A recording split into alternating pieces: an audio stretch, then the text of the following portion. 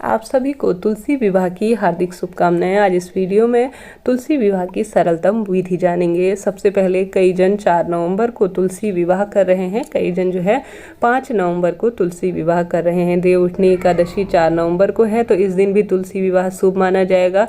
5 नवंबर के दिन भी तुलसी विवाह उत्तम रहेगा। ऐसे में आप सभी पीले रंग के वस्त्रों का चयन कर लीजिए और ऐसा स्थान जहाँ पर आंगन इत्यादि में तुलसी विवाह शुभ माना जाता है, वहाँ पर आप सभी को रंगोली या एपन बना लेने होंगे। पंडाल जो मंडप इत्यादि सजा लेना होगा। विवाह का सा कार्यक्रम हम कर रहे हैं।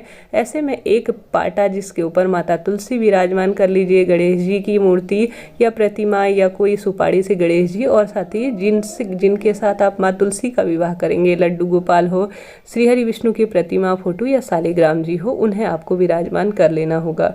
आप चाहें तो दीप कलश स्थापित कर सकते हैं, आप चाहें तो श्री कलश स्थापित कर सकते हैं, आप चाहें तो सामान्य जल का लोटा रख सकते हैं। मैंने एक जल का लोटा रख लिया है, अर्थात दीप कलश इसे बना लिया है। इसमें जो है हल्दी की गांठ, 1 रुपया, चावल और रोली चंदन डालकर जो है इसे दीप कलश के रूप में स्थापित कर लूँगी। इसके ऊपर मुख पर मैंने एक स्वास्तिक बना लिया है और साथ ही एक मौली लपेट ली है मुख पर, और साथ ही उसके ऊपर पूर्ण पात्री से बना लिया है। आप गेहूं या चावल इसके ऊपर भर सकते हैं और इसके ऊपर एक दीपक प्रज्वलित करके यह दीप कलश हो गया है। अब तुलसी मैया के साथ ही श्री हरि विष्णु रखेंगे और अष्टदल कमल बना लेंगे। मैंने आटे से इस बार अष्टदल कमल बनाया है। आप चाहें तो गेहूं से बना सकते हैं, चाहे तो आप चावल से बना सकते हैं।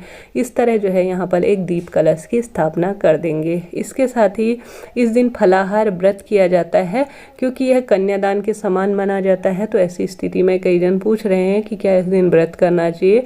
जी हाँ, इस दिन सबसे बड़ी एकादशी है, तो इस दिन व्रत किया जाता है, परंतु फल इत्यादि इस दिन खाए जा सकते हैं। ठीक है, इस तरह से जो है आप भी पीताम्बर वस्त्रों का चयन कर लीजिए। सामग्री का वीडियो मैंने पहले ही आप सभी को दे दिया है। अब स्नान का भाव करते हुए अपने ऊपर सबसे पहले जल के छींटे दे दीजिए। ओम शुद्धि शुद्धि कहते हुए, अर्थात स्नान कर रहे हैं, साफ स्वच्छता का ध्यान रख रहे हैं।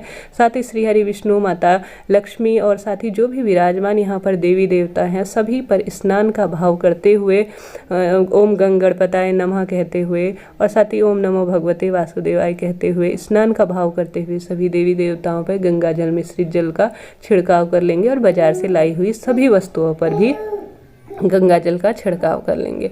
साथ ही माता तुलसी को पूर्ण रूप से सुसज्जित कर लेंगे। चूड़ी, बिंदी, मेहंदी, जो भी आप साड़ी इत्यादि लाए हैं उन्हें पहनाने और सुसज्जित करने का सा भाव करेंगे और उन्हें इस तरह से सुसज्जित कर लेंगे जैसे मैं कर रही हूँ। इसके साथ ही तुलसी विवाह करने से सभी सुखों की प्राप्ति होती है। तुलसी विवाह सुबह के समय करना चाहें तो सुबह के समय कर सकते हैं, नहीं तो इसका शुभ मुहूर्त शाम के समय सर्वोत्तम माना जाता है। तो शाम को जब थोड़ा सा अंधेरा हो जाए, सांझ का समय, उस समय जो है तुलसी विवाह किया जाता है। तुलसी विवाह जोड़े से करें तो सबसे उत्तम रहेगा, पति पत्नी साथ में करें परिवार के साथ। अब संकल्प ले लेते हैं। एक पुष्प, थोड़ा सा चावल हाथ में लेते हुए अपना नाम और गोत्र बोलेंगे।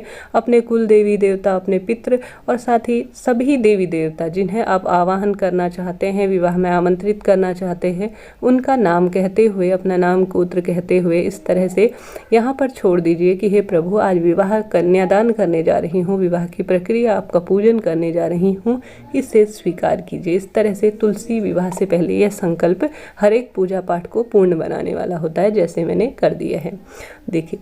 और साथ ही कलश कहाँ पर, दाहिने तरफ आप सभी को श्री महाराज जी के अर्थात श्री हरि विष्णु के दाहिने तरफ आपको कलश स्थापना करनी होगी, जैसे मैंने कर रखा है। गणेश जी की मूर्ति, फोटो, प्रतिमा नहीं है तो आप यहाँ पर सुपारी से भी आप बना सकते हैं। ठीक है, ये देखिए अब दीप कलश स्थापित कर लिया है, घी का मैंने दीपक लगा दिया है, यह सर्वोत्तम माना जाता है। अब इसके बाद सबसे पहले पूजा करेंगे गणेश जी महाराज की। गणेश जी महाराज को रोली, चंदन, टीका, मौली इत्यादि समर्पित करेंगे। ओम गंगणपताय नमः, ओम गणेशाय नमः कहते हुए उन्हें जो है टीका, चंदन इत्यादि समर्पित करेंगे। साथ ही आप सभी जो है श्री हरि विष्णु की प्रतिमा, फोटो पर भी माला इत्यादि समर्पित करें। कोई तुलसी की माला है आपके पास तो वह समर्पित करें, नहीं तो कोई सामान्य आप बाजार से माला इत्यादि उनकी सजावट के लिए ला पा रहे हैं तो वह समर्पित कर दीजिए। अब बारी आती है श्री हरि विष्णु की पूजा की। श्री हरि विष्णु को चंदन समर्पित कर दीजिए। इस दिन जो है चावल श्री हरि विष्णु को पूजा में अर्थात श्री हरि विष्णु को समर्पित नहीं किए जाते, तो उन्हें सफ़ेद तिल समर्पित कर दीजिएगा, जैसे मैं चंदन इत्यादि समर्पित कर रही हूँ। ऐसे में आप सभी इसके बाद माता तुलसी को और साथ ही माँ जो विराजमान है माता लक्ष्मी, उन्हें सिंदूर इत्यादि समर्पित करते हुए ओम नमो भगवते वासुदेवाय का निरंतर जाप करते रहिएगा।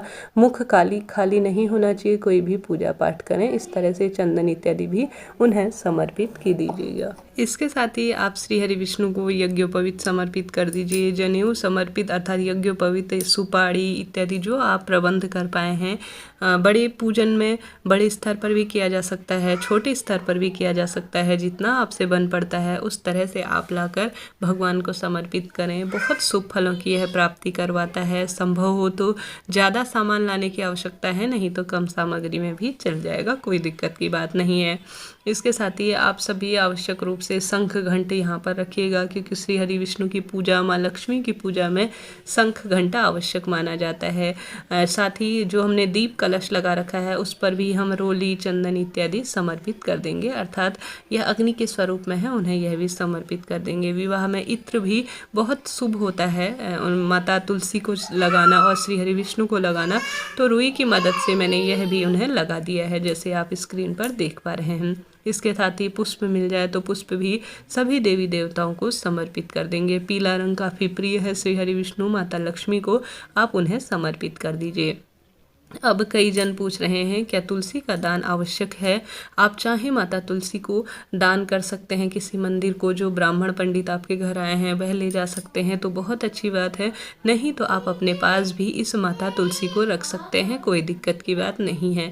आप तुलसी पूर्णिमा के दिन तक अपने साथ रखकर पूर्णिमा के दिन दान कर सकते हैं, नहीं तो द्वादशी के दिन भी दान कर सकते हैं, कोई दिक्कत की बात नहीं है।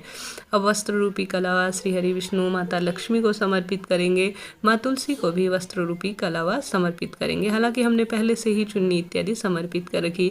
अब आप सभी गणेश जी महाराज को अलग से भोग लगाएंगे, क्योंकि गणेश जी महाराज जो है वह तुलसी युक्त सामग्री अर्थात भोज्य पदार्थ स्वीकार नहीं करते, तो उन्हें अलग से लड्डू समर्पित कीजिएगा और साथ ही श्री हरि विष्णु को अलग से तुलसी युक्त चीज़ें समर्पित कीजिएगा। गणेश जी महाराज को अलग लड्डू दीजिएगा, क्योंकि वह तुलसी नहीं लेते भोग में।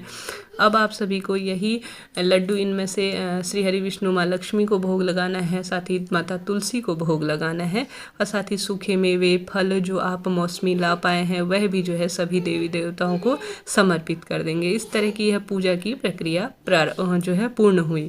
अब बारी आती है विवाह की। विवाह कैसे करना है ध्यान से देखिए कोई भी पूजा पाठ हो, कन्यादान भी हम करते हैं तो पहले जो है पूजा कर लेते हैं, कन्या पूजन किया जाता है, उसके बाद ही जो है विवाह की प्रक्रिया होती है। इस तरह से सभी देवी देवताओं को यह भोग लगा दिया है, जैसे आप स्क्रीन पर देख पा रहे हैं। अब बारी आती है विवाह की।